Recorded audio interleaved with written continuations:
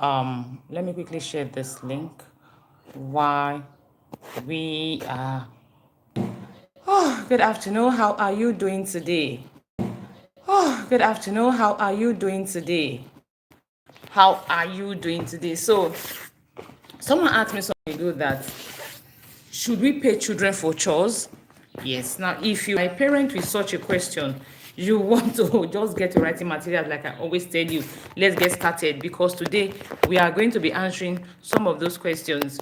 Because our topic today is how to create a structure that nurtures financial discipline in your children. We know what it means to be financially disciplined. Like I've always said, I've seen people that they dropped from grace to grass. Literally, they were doing so well, and for one reason or the other, they went they went flat. One of the reasons is usually because there is no financial discipline. They don't manage their finances. And like I said in this class, when it comes to structure is to help you build skills in your children. Structure is to create peace and order, at the same time to build skills in your children. So this class has been on for the past since the beginning of this year. Sorry, I'm just trying to set up my camera in such a manner that it is super okay. I'm not sure why I can't get it right. I know I'm late. Apologies for that. Okay, now structure is going to make your house, your home, your family, is going to bring orderliness in your home. That is the essence of structure. Today is all about financial discipline.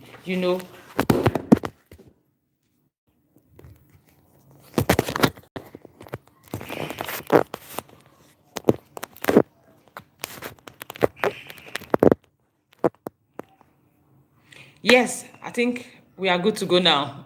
We are good to go now. So we are so good to go. Nothing is going to happen again. Okay, let's go. I was talking about creating the financial structure in your house. And I said we started this class a while ago at the beginning of this month. And it's been from one topic to another. It's about how to create a structure, a system in your home. So if you've missed any of our classes, you want to go back and actually start all over again, start from the first day of the month and take all the classes. And it's something we are doing in the academy. Is a challenge. This entire month, we are committing it to creating a structure, creating systems in our home. I always say, I've talked about people talking about countries. Oh, they have a working system. There's a way they do things here and there. It is because they actually have a working system, like you already know. So we want to bring that system into our home. And at the beginning of this month, we've been talking about system structures in every area of our parenting, in every area of our home. So today is all about our money, about our finances. Good afternoon, ma. Thank you for joining. Good afternoon, ma. If you've followed us long enough this month, you would by now have something like this. You have a document, a proper structure that structures every single aspect of your parenting, every single aspect when it comes to behaviors of your children, when it comes to your expectations, anything at all, to your TV, to the meal, to everything. You would have had a document already that you are working with. If you've not started, it simply means it's either you are not taking action, or you have not followed us. So you want to go back to the first class we had this month and watch the video and begin to take action. Or if you've been following the class, you have not been taking action, please go and start taking action. If you are not taking action, then your time here is a total waste, because you cannot learn and not take action. You will not get results. Your result will happen when you take action. So let's go. So I want to start with this. When I moved into this place, when we moved to this suburb up from Lagos, one of the first thing I did with my children was and we decided to make a budget for the month. I called them and I told them, okay, this is our budget for the month. And so let's look at all our expenses. Let's create a proper budget.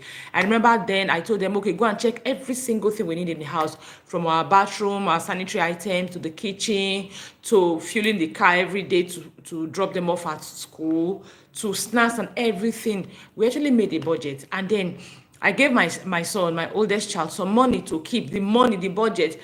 The money was so big in his eyes. Like, everybody, hundreds of thousands. This is a lot of money. So they thought, mommy is rich, it's a lot of money. So at the end of the month, so every time we want to spend money, he will be the one to go and bring money. Okay, we want to go to the market, this is the list and this is the things we are going to buy from the market. He will go and bring some money. At the end of the day, he realized that before the month ended, the money had finished. Really, where did all the money enter? Ask me, I don't know either. So one thing we now decided to do then, I remember we sat down, we're now looking at this. Okay, the money is not 4 weeks yet, the money has finished. So it simply means that we are going to eat into the next month's money. So we are going to, how are we going to get some more money? We have to eat into the next month money. So I remember I sat them that was not telling them, okay, this is what happened. So we are going to go back to, thank God we had our list written, because I gave him the money and I told him every time we are going to spend money, every time we need to spend money, you are going to write it down. Whatever we are spending the money for, you are writing it down. So at the end of the day, we are going to sit down and review everything we spend the money for. Then we'll look at where we mismanage funds, so that, because now it is how do I put it? It's an example for us. We are trying to create a template for our spending. So we're going to look at where the money entered. So the ones who feel are not really wants but needs, we are going to look at them and see how we can do. Good afternoon, ma. Thank you for joining. So that next month we are going to make better choices. I told them, I said, now if we don't look at our need, our list, how we spend the money, we realize that there was no really want, everything we spend the money on was need. Then what we are going to do is that what we typically do is either mommy and daddy will find a way to earn more money, double their hustle, or we find a way to cut down our expenses. And I told my children, for example, if you are a typical salary earner, let's say you are a civil servant or you work in the corporate sector, you earn salary, it simply means at this point you need to cut down your expenses. You don't have any other side income, it means you have to cut down your expenses. Now if you are a business owner, it simply means that you need to get creative, where you need to get double your hustle, look for other ways you are going to make money, because obviously this money we planned for the month did not go anywhere. Guess what?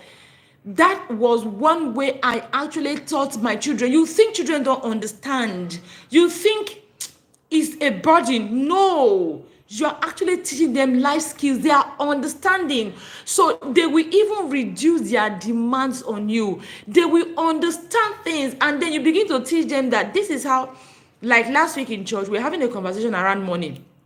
And I was telling my teenagers that they were talking about how their friends bring 2,000, 3,000 to school. Some people will bring lunch, they will bring snacks, they will still bring that 2,000, 3,000, sometimes 5,000 to school.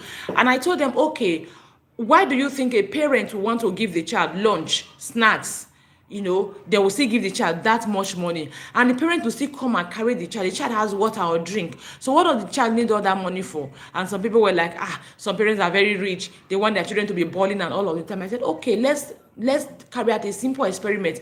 Everyone in this class, let's talk about it. If you take money and snack to school, how much do your parents give you? Did they give you 2,000 naira to school? They said yes. No, it was only one boy that said he takes food to school, he doesn't take snack, and the parents also give him 1,000 naira to school. Every other students in my class, over 20 of them, their parents don't give them 2,000 naira on top of snack and food. Their parents don't give them.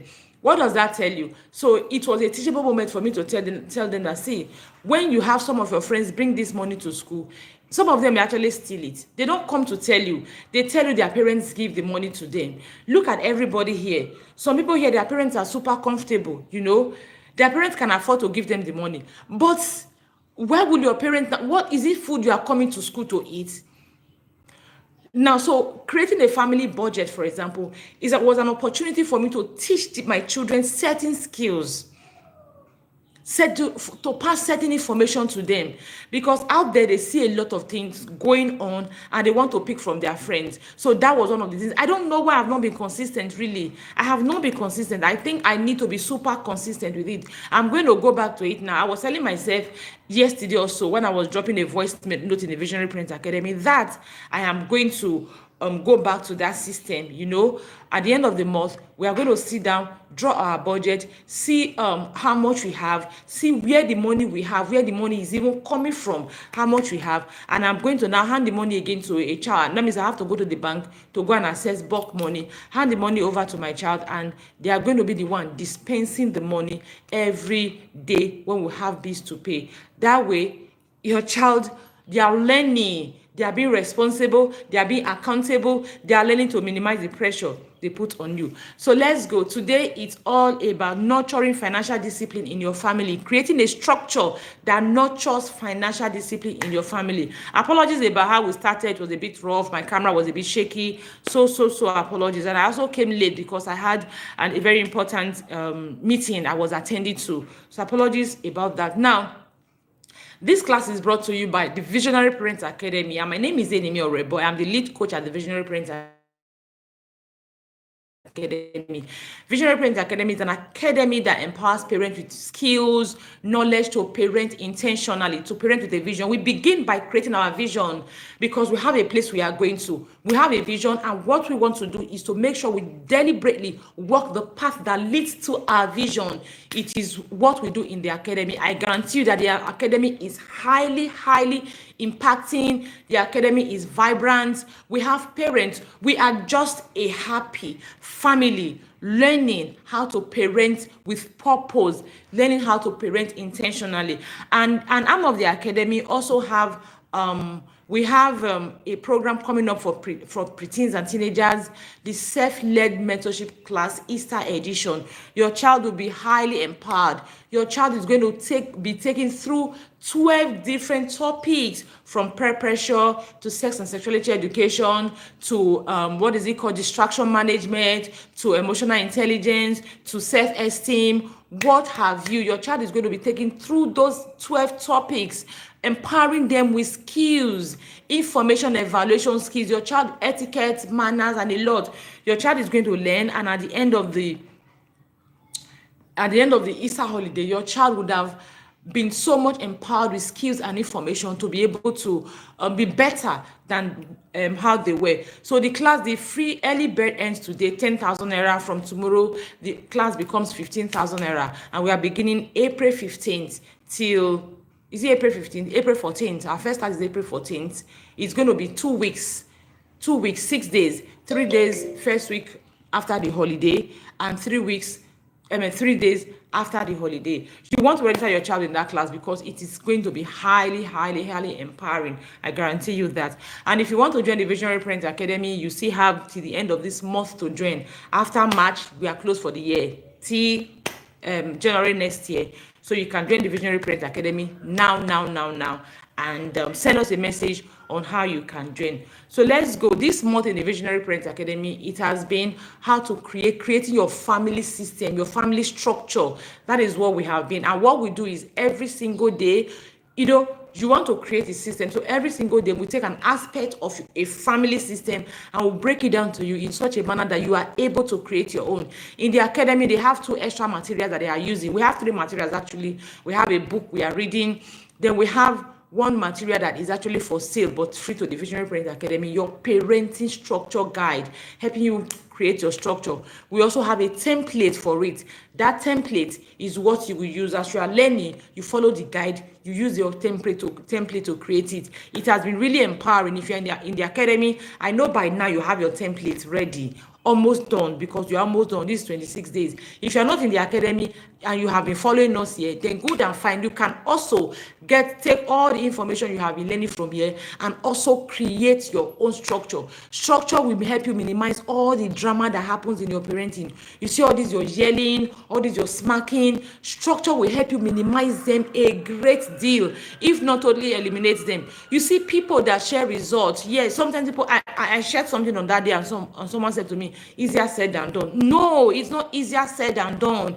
It is actually doable if you just have the right information and you are taking action. You have structure in place in your home. I tell you, it is 100% doable. I'm a parent of 3, and if I tell you the wins I record every day, you will know that when you invest in it, When you sow sparingly, you are going to get sparingly. You are going to reap sparingly. But when you are invested in it, when you sow bountifully, I guarantee you are going to reap bountiful result. You see all this nagging, yelling, and everything you do all the time.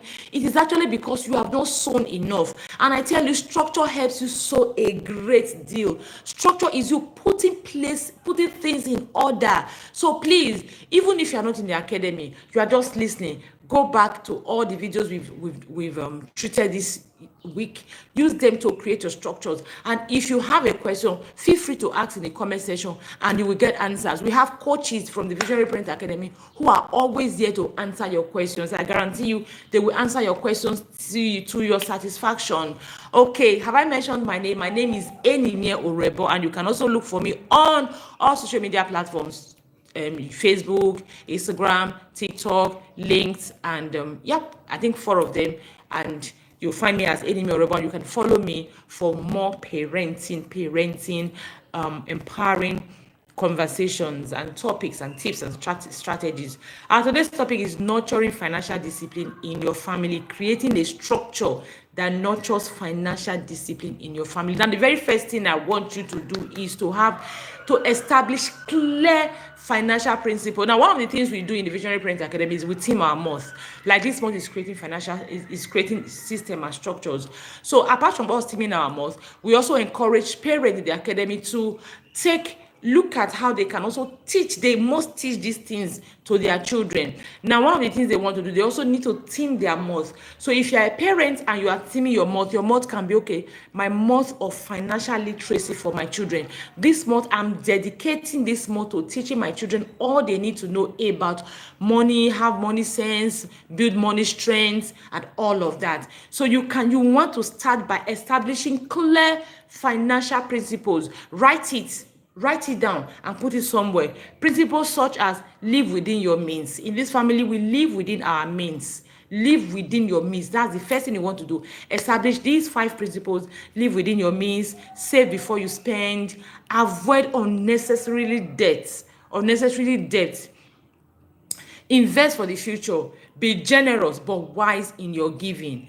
You want to establish these 5 principles. And of course, I always say, it's not just you writing them or telling your children. You have to break them down. What it means to live within your means.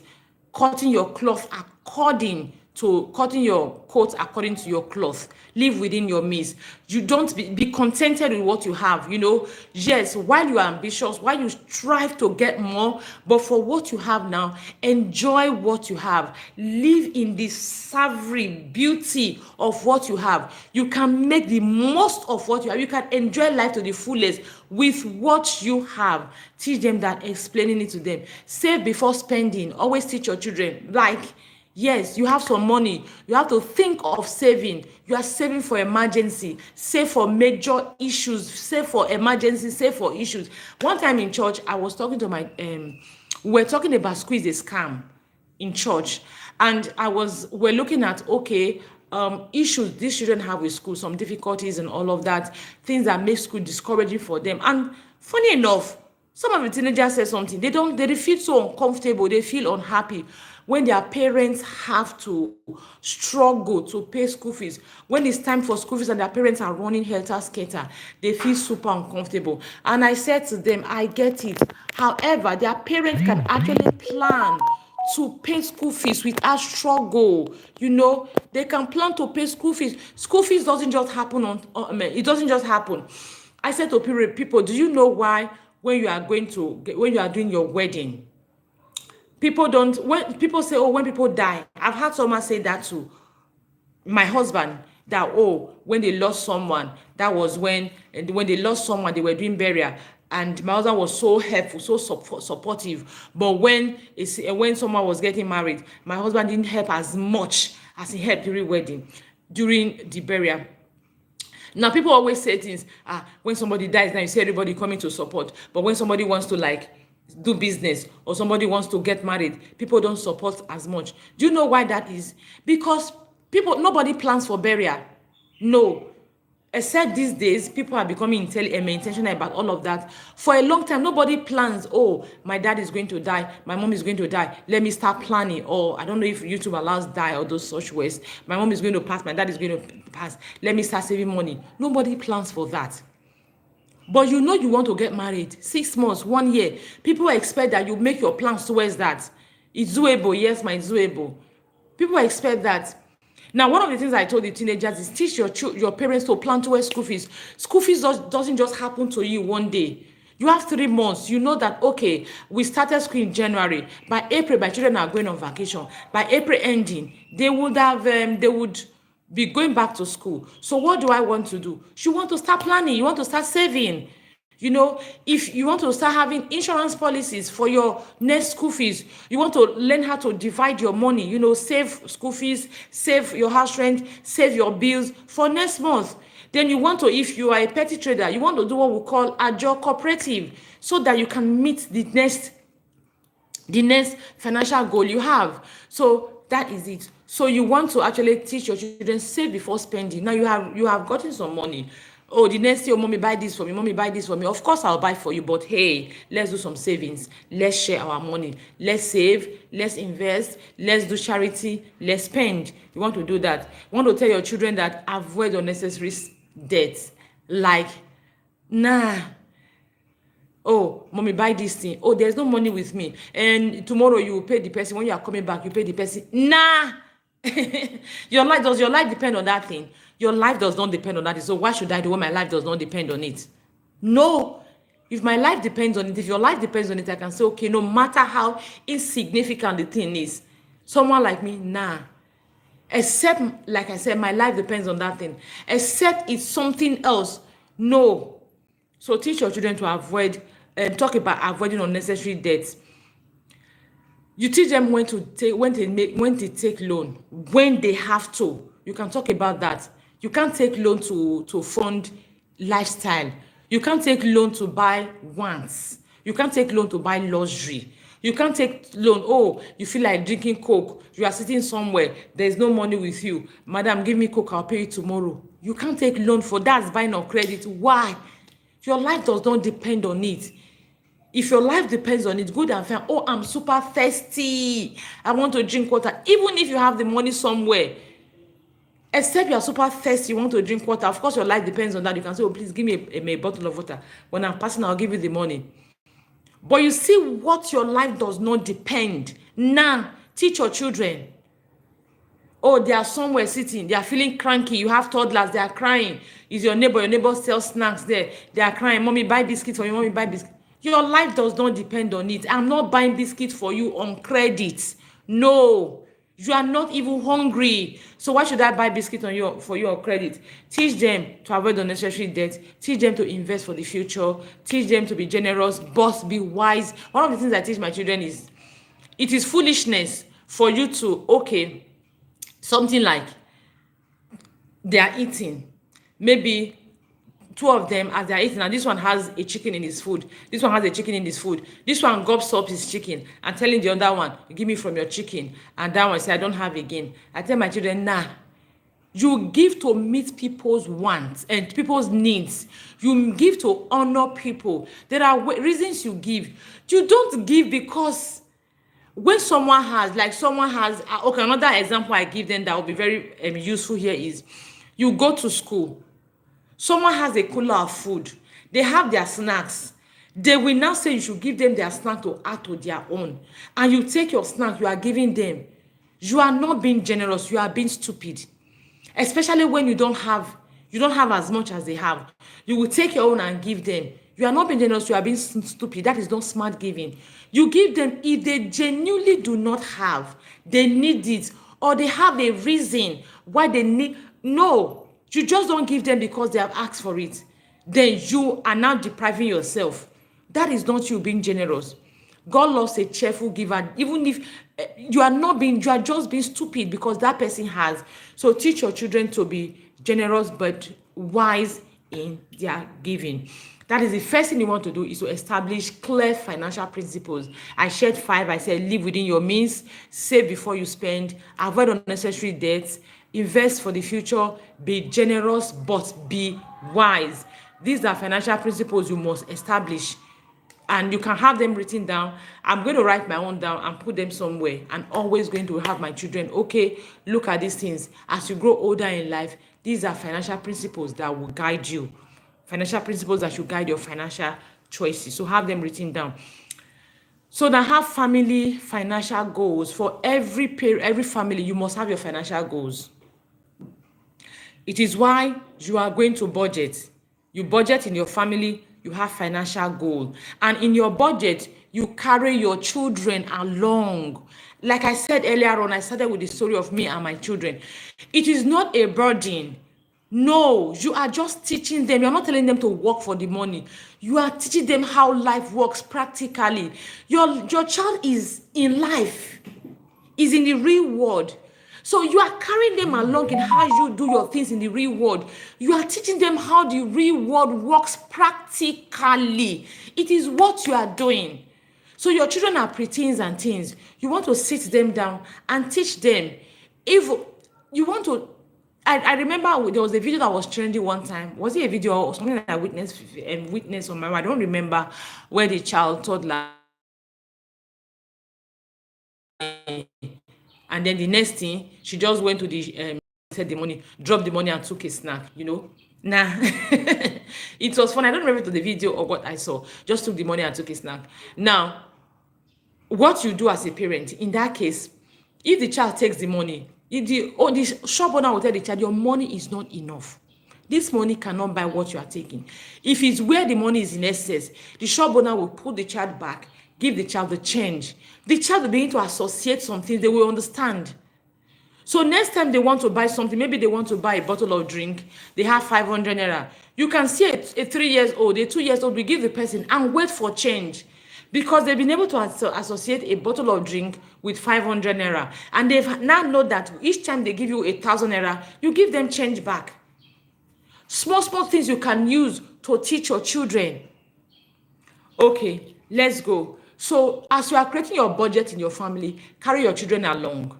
Like, okay, it's at the end of every month, this is what we do, how we run the home. One thing you can do is, I talked about rotational leadership in the Visionary Parent Academy. Everybody has a role. You can say this month you are in charge of our economy in this family. What does that mean? How money goes, how money comes, what we spend money on, a lot of things. You are the one that will take inventory. You are the one that will come and tell me, okay, mommy, we are running out of toothpaste. I've gone to check our store. We are running out of toothpaste. It simply means that this month we are making budget for toothpaste. We are buying toothpaste. Mommy, we are running out of bathing soap. We are running out of detergent. There are no more seasoning cubes. The child, every weekend, the child goes around the family, go and check, what are we running out of? What don't we have that we need? It's not in the morning, you start running helter-skelter. Oh, gosh. In the morning you want to cook, there's no matches, and you start running, hey, where do I get matches from? You start going to neighbors to borrow. Yes, I'm not saying going to neighbors to borrow is bad. I'm just saying that if you have a system in place, you will know when you are running out of items, and you know when to refill them. In fact, you even know how much item you use by the end of the month. You know how many toothpaste you use. You know how many detergents you use. You know how much things you use, and you are able to fill them before they run out, because you have a system working. So something is not going to catch you you are not going to be caught unaware. You know that, okay, at the end of the month we use a pack of matches. So on the 20th of every month we budget and we go shopping. So you already know what you need for the family. So these things are going to be in your family structure. You are not under pressure. And you know your budget. You know how much you earn. You know how much your spouse earn. You sit down. You create a plan. Okay, for school fees, our children's school fees is 100,000 naira. And I earn this amount, I earn this amount. It simply means for every time, if you are a business owner, it simply means that for every time we make sales, we are removing this amount for school fees. What are the major financial burdens you bear as a family? We have school fees to pay. We have house rent to pay. We have electricity bill. We have lawma bill. We have what is it called? water bill, we have all these bills we pay, right? Okay, you note them down. We have food items. What are the food we eat at the end of the month? We calculate them. This goes for our provisions. This go, we have them noted down. What are the other things we buy? Okay, every month we buy our toiletries. This is it. Okay, we buy other things. You note them. If you don't know what to spend money on every month, it's time for you to take your notes and paper. I remember back then in Lagos a long time ago, something something happened. My husband actually made a financial decision I thought was not very wise. And one of the things I did was, okay, what he did was, one of the things I did was I sat down, I made a budget of every single thing we spend from the beginning of the month to the end. I told myself that it was because he had too much money that he spent it unwisely, right? So let's now talk about this, so that at the end of every month, when we have this money, I don't care what happens to the remaining money. As long as we just have this money, we can use for every single thing. Every Christmas, we travel to my parents' house. We start making plans towards it now. It's not like when it's December, we start running helter-skelter. We'll not be able to or make the much plans we want to make. So we start making. So if you're a family, you want to go on vacation, even if it's the next 5 years, you can start making the money now. You can start, what is it called? Saving towards it, making your including it in your financial plan, your financial budget. You just have a small savings where you drop this money is for this, you put it there. When you get your money at the end of every month, you just break it down into, you create a spreadsheet. Every major money, all your financial goals, you begin to assign money, allocate money, allocate money, allocate money. Then what is left, your children, if you have teenagers and preteens, your children are there, they are seeing what you are doing. At the end of the day, this is what is left. This cannot take care of our wants. This cannot take care of our, should I say, fun or realization. So when you now want something excess, it's not when, oh, you have a brown belt, because you see a friend has a brown belt, you want to buy a brown belt. All that will come into the excess money you have, if you have excess. So sit down as a family and begin to draw your budget. I've heard people talk about, oh, they make money, they don't know where the money goes. When you are able to draw your budget, you're able to track all your expenses for the month. You're able to track. So if you are an impulse spender also, it helps you a great deal. It helps you minimize your impulsive spending, because you know that, hey, you don't want to be pressured. So you know what you have left. At the end of this, okay, this is what I have left. This is what I can use to do anything. I can use to dash out. I can use to waste. I can use to do anything you want to do. So create a budget as a family.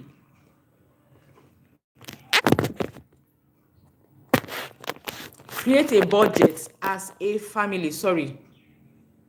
Create a budget as a family, and if your children are teenagers and teens, carry them along. Implement smart spending habits. I've talked about, okay, saving culture. Yes, I've talked about that. You want to teach your children how to save and what to save for. Remember, when you are creating a budget, you have an emergency fund. It is very, very important. Emergency fund. It takes away your pressure. It minimizes your pressure. If you have an emergency fund, it's something I struggle with for a very long time. And you know how we can always blame it on the economy. Oh, the economy, you have to put your hand in it. But it is very important. Something can happen. You can just, from one day to the other, your phone can just wake up in the morning and decide to pack up. You can wake up in the morning and something happens. I remember last year, there was one month we had to spend unplanned money, over 500,000, unplanned money. They said my recline was 40. The man charged me, I think 160,000 naira or thereabouts. While we were thinking about that, my pumping machine had issues. we had to buy another one. While I was thinking about that, they said, okay, for the pumping machine not to have issues again, I have to buy a particular stabilizer. I have one that is very functional, but unfortunately, the people here, they don't understand it, so they always come with excuses. Oh, it's not good, it's not good. I have to buy. So I just thought the best bet was to buy the one that they understand here, you know. So I had to buy that, and I just had to like, okay, they said I needed to change some cables so that everything, I'll have peace of mind. At the end of the day, unplanned. You know, if you don't have an emergency fund, it will be a major pressure on you. You can have, oh, your child suddenly, you don't plan, nobody prays to be sick, but it happens. Oh, my child has a bit of malaria. You are plan, you want to get treatment for them, you know. So you need to have emergency fund in your family. So as you are making your budget, you are leaving something for emergency fund. Sometimes the emergency fund, you will not use it for a very long time. Yes, it's for your own good. You don't use it for a very long time. You are lucky. Sometimes it's not enough, but at least you have something relief that will help you. So as you make your budget, always remember emergency fund as you break your money down into goals, short-term goals, middle-term goals, long-term goals. As you break your money down, please remember emergency, your family emergency. We pray we don't have negative emergencies. Amen. Also remember that, hey, you will have to support family and friends. Someone want to do wedding, you want to support them. Something will happen, you want to support. So just look at all these things. You are also using them to teach your children as you create your family budget. Then you want to talk about implementing smart spending habits. You need to sit down and differentiate between your needs and your wants as a family. Many times, a lot of the things we spend money on, we don't need it. They are just wants, you know. So you want to differentiate them, and you want to teach your children that. It is why if you go into our family constitution, you know, there's a part that says, when we talk about your responsibility as a parent to your children, we talked about the needs and the wants. The needs are written there boldly, and the wants, of course, they know the wants. The needs are those things that their life depends on. I tell my children, nah, that you feel like having it doesn't mean you should have it. You want to ask yourself, is it convenient? You don't want to have it at the expense of your need.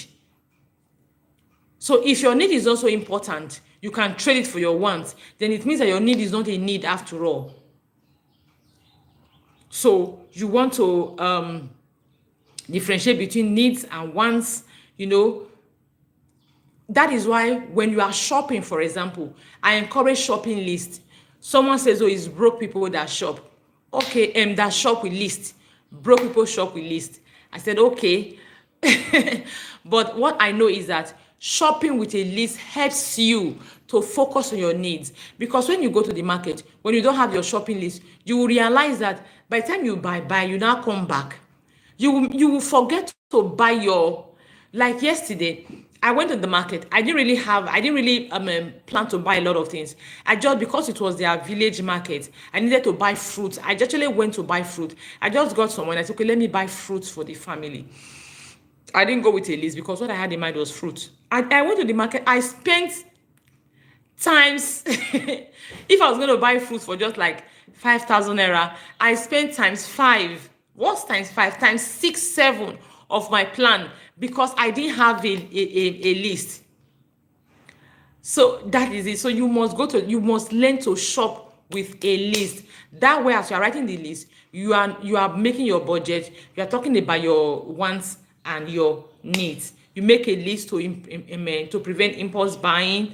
You make a list to evaluate what is necessary in your family. You know, you make a list to compare prices. Now, it is in your family structure. You want to go to the market. There is somebody. Remember, I said you should have a rotational leadership system. So one person is in charge of your family economy for the month. So when you are going shopping, that person in charge of your family economy for the month writes your list, compiles your list. The person goes around the house and looks for what is not in the house. Okay, we are running out of toothpaste. They write it. So when the person is making a list, they are going to make that list. So when you are creating your your family structure. When it comes to your money, your economy, the economic part of your family structure, you are going to make it rotational.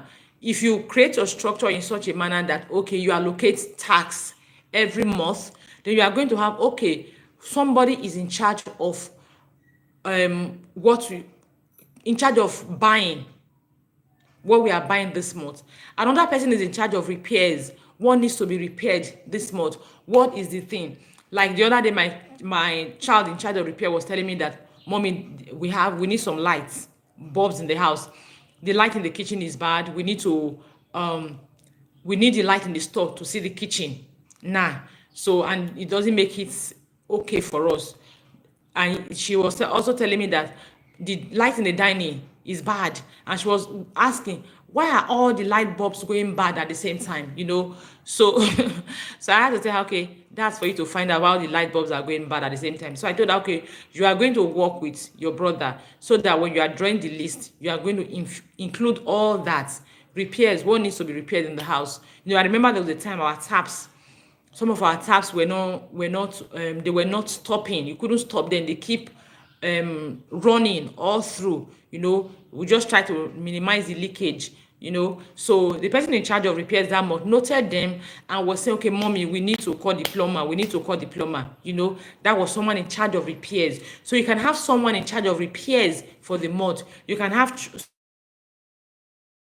charge of the economy for the month, like budgeting, shopping, and all of that. Another person can also be, like, I have 3 kids. Another person can also be in charge of organizing, cleanliness, keeping the environment tidy for the month. So if you have this kind of rotational jobs in your family, then good and fine. Put someone in charge of your budgeting, your spending. The person in charge of the budgeting is the person in charge of writing the list. So you are going to the market, you say, okay, it's weekend time, it's time for the market. So go and write the list of what we need. And they can come and say, okay, mommy, what are we eating? What are the food you are going to buy? And you refer them back to, go and check the menu. Check the menu, the meal plan, the meal plan. When you check the meal plan, you know what we are buying. When you know what we are buying, then you go and create the list. So the person in repairs comes to tell you that, okay, these things are bad, we need to do these things also. You factor them in your budget. If you are here and it's making sense, please let me know it's making sense. I'm even coming back to rewatch this video because I am getting a lot of inspirations as I am teaching. Okay, let's go. I've talked about implementing a smart spending habit. You're able to distinguish between your needs and your wants. Needs and your wants. You make a list to prevent impulsive buying. You evaluate unnecessary buying, and you also compare prices to know what you are buying. Okay. Another thing you want to do to nurture financial discipline is, someone has asked me several times, should we pay children for chores? And I said in the Visionary Parent Academy the other day that it actually depends on what you want to teach, what you are trying to teach. You want to teach your children how to earn money. You want to pay them for chores.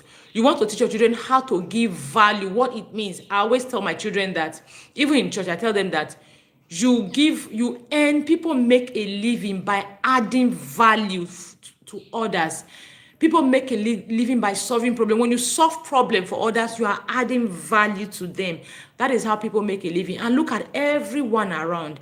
They are adding value. They are solving problem. As much as the person selling sachet water, you are thirsty, you are dry, you are parched up, and they come and give you sachet water. They've solved your problem. They've added value to you in that way. That is how you are, and that is how people earn a living. People don't earn a living by taking from people, like you are scamming people. No, that is not the proper way to earn a living. It's by you will see people that even gullibly give their money to scammers. It is because the scammers have promised to add value to them that they believe the scammers, and they actually part with their monies. So you want to implement allowance. Like I said to parents, when it comes to allowance, it depends on what you are teaching. For example, and you don't give children allowance for everybody has a responsibility. As a family, we are a team. Everyone has a duty. Everyone has a responsibility. So you don't give allowances to your child for washing dishes. Excuse me, what is supposed to be their chore. If you pay them for washing dishes, if you pay them for sweeping, if you pay them if you pay them for reading, how will they know that reading is for them, for the love of Christ? I tell my children that everything you do is for your own self, for your own good. So if I'm not paying you, it simply means you are not doing it for your good. You are doing it for me. That is why I have to reward you, because I reward people for doing things. So why will I reward you for doing something for yourself? If I have said study for your own good and I pay you to study for your own good, it now means it's no longer for your good, it's for my good that you are studying. Don't know if you get my picture. So that is it. We don't pay for chores. Nah. However, if you have things in the house that you would ordinarily have people come to do it, like you have someone coming to wash your car for you, you take your car to the car wash to wash. You have some things around the house that need fixing. You don't fix them, you call professionals to do it, and your child tells you, okay, they want to do it. You can give them a fee for that. You can give them a fee for that. So that is it. However, like I shared in the Visionary Parent Academy the other days, if you are teaching children to add value, you want to sit down and teach them. To add value means to solve a problem for someone. To add value means to meet someone's need. To add value means to do something for someone that they cannot necessarily do for themselves, maybe because of the situations around. So you also want to teach your children to add value. So if I want to wash my car, take my car to the car wash, and you offer to wash it for me, you are adding value to me. So we also want to teach them how to be people that carry value everywhere they go. Always look for things to do to help people, make life easier for people. That is how to add value to people. So if you are teaching them to add value now, or you are teaching them to earn, then you know how to strike a balance. If I'm teaching them hard work, your child can say, okay, mom, I want to buy a particular thing. And you tell him, it's okay. You have to earn it. Now, let's go back to family budget. Let's say when you draw your family budget, you add car wash. I wash my car every month, once a month or once a week, and I pay 5,000 naira to wash my car once a week, right? Now, remember, you have sat down, you have drawn a budget with your teenager or your teenager. Now, you now want to, they want to buy something. You can tell them, let's go back to the budget. From the budget we have drawn for the month, there is no place for me to take extra money to give you to buy what you want to buy. So what we can do is, we can look for a way to squeeze out the money. You can take up a chore that I would honorably pay for, then you can get your money and buy what you want to buy. For example, I buy petrol every week, 10,000 naira to take you to school, right? Now, and your school is not so far. If you can walk to school for that 1 week, you can take that 10,000 naira to buy what you want to buy. Are you getting the picture? Yes, you can do that. You are not using your budget. Your child is learning to earn. So they are also learning scale of preference. They're also learning to make extra sacrifices. They're learning to put in the work. I see children a lot, like yesterday, I saw one of the teenagers in my church. The school is very far. He was walking all the way down. I have a family friend, the daughter is in the university. University is a bit far, and she walks home sometimes. I'm like, really? If you want to take a bike from that place to your home, I'm sure a bike will charge you as much as 700 naira to 1,000 naira. You decide to walk home, yes, because she has some things she wants to buy, and so she'll walk home so she can buy the things. That is exactly what I'm talking about. So I saw this, my teenager. I'm like, are you kidding me? And the boy, I think the family is pretty comfortable, but maybe that's the parents' policy. I'm very certain the parents don't just allow him walk home. Walking home is his choice. He walked home probably because he wanted to save the money. So that's what I'm talking about. You can now sit down and look at your family budget for the month. This is your budget for the month. Okay, these are our transportation. You want to buy XYZ. You have to find, we wash car. If we spend 5,000 naira washing the car every month, if you choose to wash car every month for us, then you can actually keep that 5,000 naira. That is it. So which means if you have to wash the car, you have to The car wash doesn't have to clash with other things you are doing, to not clash with your study time, to not clash with your your other chore time, will not clash with your school time, will not clash with your sleep, will not clash with your church. So what do you want to do? The child will now decide, okay, let me trade my television time. Let me trade, yeah, they will learn to prioritize. Thank you, ma. Let me trade my television time. Let me trade my leisure time, my playing with my friends. Let me trade that time to wash the car. Do you see how we teach our children skills? You know, this is it. Okay, so we've talked about implementing an allowance. You also want to give your children allowance. I've shared this in the Visionary Parent Academy before, how I give my children tokens, allowance. It can be, it's small. It's not about the amount I'm giving them. It's actually about the skill I'm teaching them with their mouths. The skill I'm teaching them with the amount I'm giving them. No, I give them a token and I tell them, okay, it's up to you. Do whatever you want to do with it. So you can choose to buy snacks with it. You take food to school. You eat food before you go to school. You take water. You are not necessarily hungry. The token is for you. Maybe something happens. Your water may pour away. Your water may become hot. One thing may happen. You are thirsty. You decide to buy water to drink. It's understandable. That is why I'm giving you this extra token. Sometimes you just realize you are super hungry. It happens once in a while. You can say, okay, let me buy snack. So you don't buy snack because your friends are buying snacks. You don't buy snack, oh, because you saw it looks good, you went to buy. You actually buy it because you actually need it. It's not every time you just buy things and put in your mouth. So you can save this token and use it to buy whatever you want to buy. Buy order your wants, use it to meet your wants. So I give them that token. It's all up to them to use it to do whatever they want to do. The allowance. I shared how my older son wanted to buy drawing book. Because I gave him allowance, he saved up his allowance and he used it to buy his drawing book for his drawing. My daughter also said, okay, she wanted to buy yarn for her knitting. And I also gave her token like I gave her brother. The first day she got her token, she used it to buy snacks. So she ate it up. So at the end of the day, she wasn't able to buy her yarn because she did not save. Am I going to buy for her? I am not going to buy for her because it is not a need. It is a want. And she also had money. She would have used the money to meet her wants, but she chose to use the money to buy snack, which was her want. So in this case, now she had to prioritize her want for snack and her want for yarn. If yarn if yarn is more pressing, then she will learn to save her token to buy the yarn.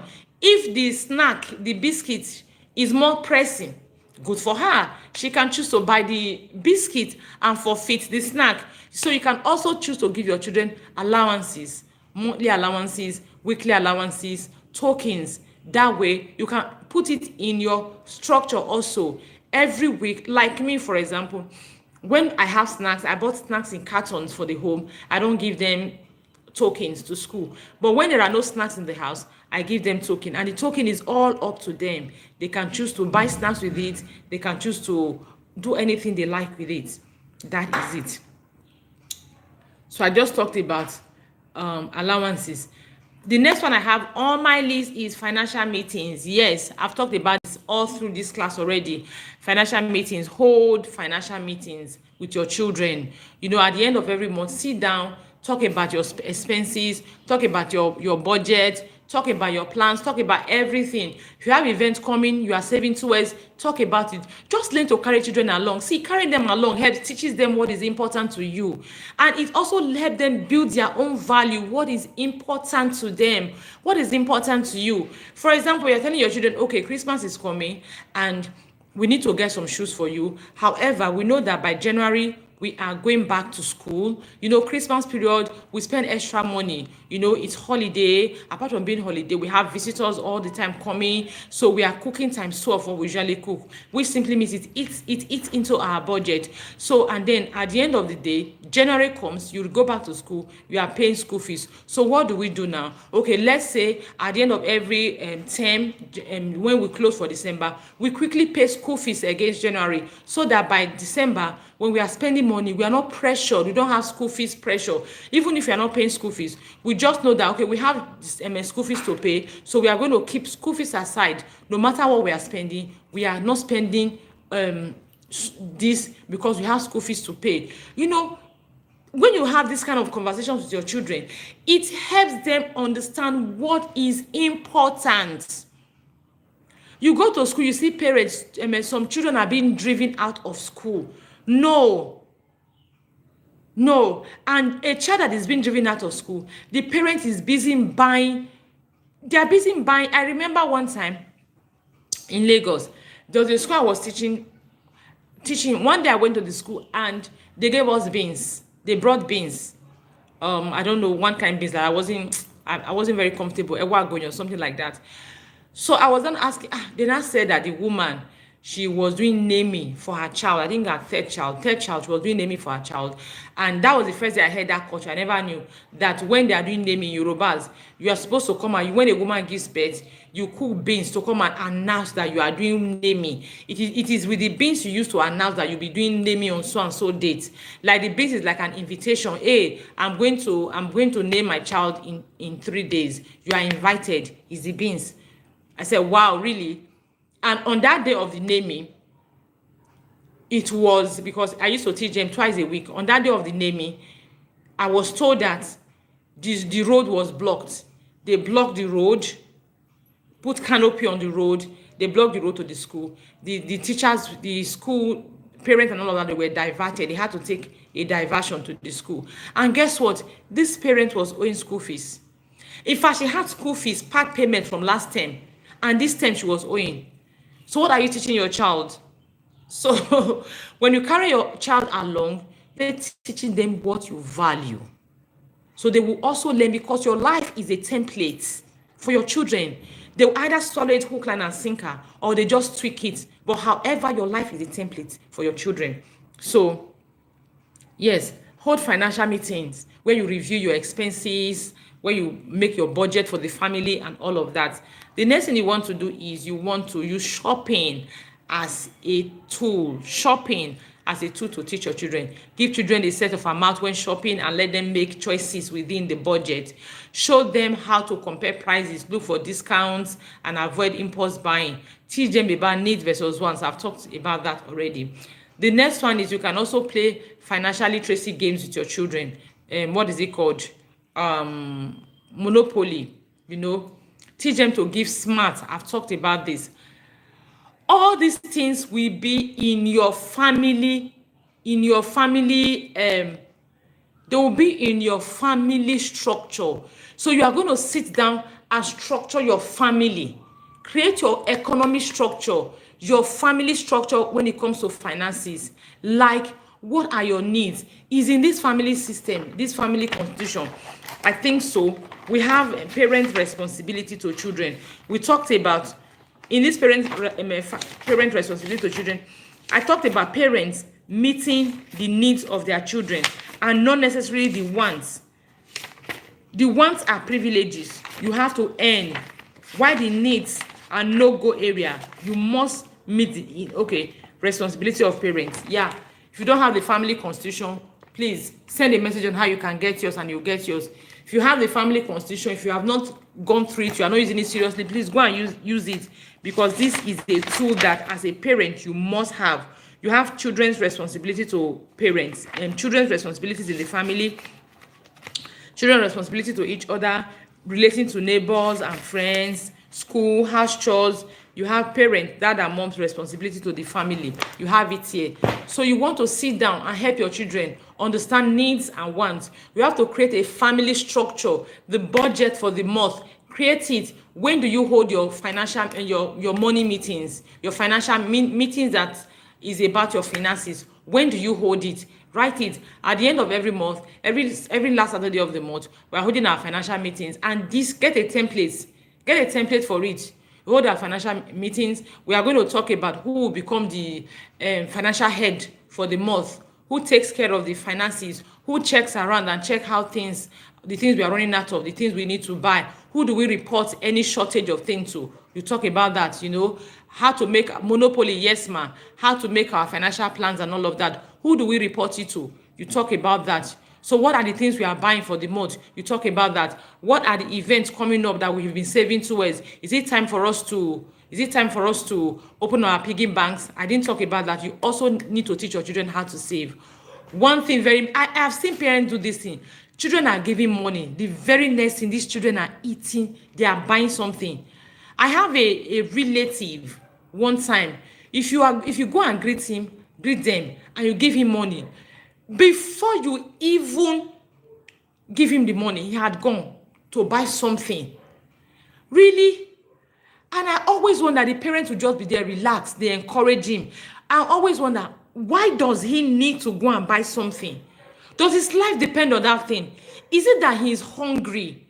Or rather, he was hungry and waiting for you to come and give him money? If you don't give him money, no. As a parent, get a piggy bank for your children. Go shops, children's shops. You get a piggy bank. If you don't, like, for a long time I didn't get a fancy one. There are some, they say colo, buy it. If you can't buy it, you can use carton, build one, teach them. Easter holiday is coming. They can be creative. Get a carton, wrap it around, use sellotape, use top bond, build a piggy bank. When they have money, they drop it there. You teach them, save it there. Know that every time they get money, they are rushing off to buy something. They can save their money there. You also teach them how to give. I talk about give smartly and not foolishly. How to save, how to give, when to give, what giving means. Teach them how to honor. I had an experience lately that I just know that I need to deliberately sit down and teach my children how to honor and appreciate people with your gifts. Teach them that, how to use that money, if you are a Christian, teach them how to pay their offering, anything you want them, sit down and teach them what they need to do with their money. Not that somebody gives them money, the next thing they are going to buy sweet, chewing gum, biscuit. They are not hungry. Their life doesn't depend on it. So what is it for? To teach them. So create your structure. I hope you've learned a lot. We are going to go back in the academy, and I am going to probably share a plan with you on how to infuse, create a structure, a practical structure that actually nurtures financial discipline in your child. Remember, you can still join us in the Visionary Parent Academy. We have 4 days to go. You can join us. Remember, the self-leadership academy for your preteens and teens. We have is still ongoing registration. You want to send a message and register your child. I promise you that it is going to be so empowering. We have very beautiful lineup of activities. You are going to be carried along. You see some conversations you are afraid to have with your children. You are not bold enough to have. You are going to have them this time around, because this Easter cohort is planned to make sure that you are carried along. You take opportunities to also teach your children what you actually want them to learn. Thank you so very much for joining me. See you next week, Wednesday. Bye-bye.